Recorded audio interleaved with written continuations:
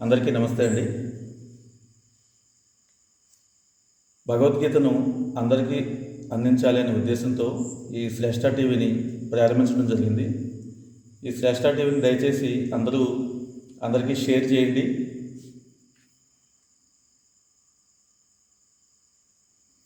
Subscribe చేయండి.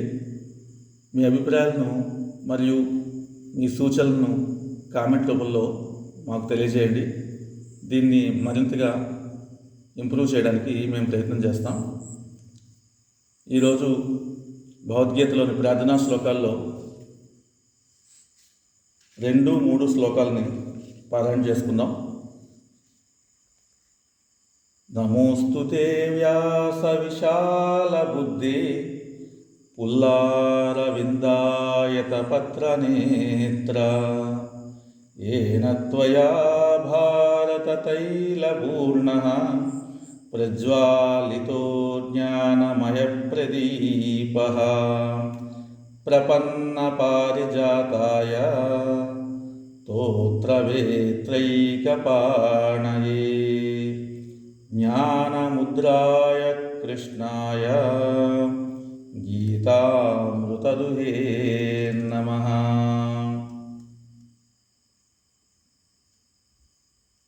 హరి ఓం. శ్రీకృష్ణ పరబ్రహ్మణే నమః. శ్రీమద్భగవద్గీత అదః ప్రథమోऽధ్యాయః. అర్జున విషాదయోగః.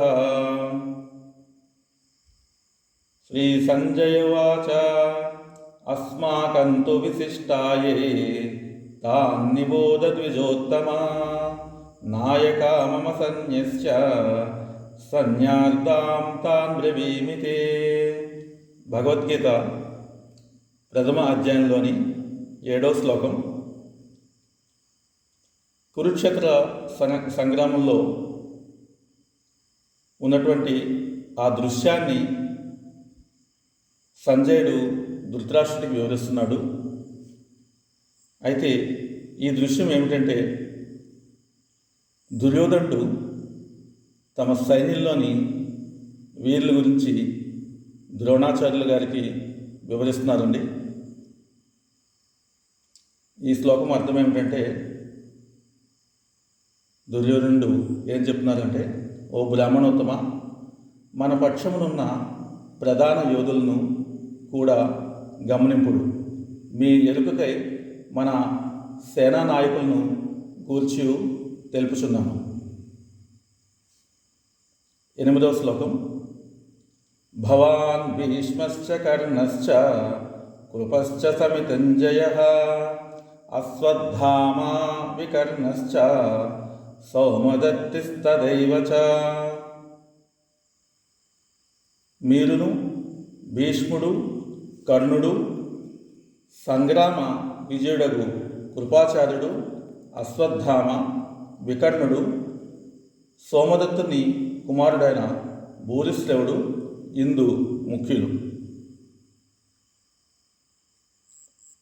దుర్యోధనుడు యుద్ధరంగమున ఎల్లప్పుడూ విజయమును సాధించినట్టి ప్రముఖ యోధులను పేర్కొంచుండను. వికర్ణుడు దుర్యోధనుని సోదరుడు. అశ్వత్థామ ద్రోణాచార్యుని పుత్రుడు.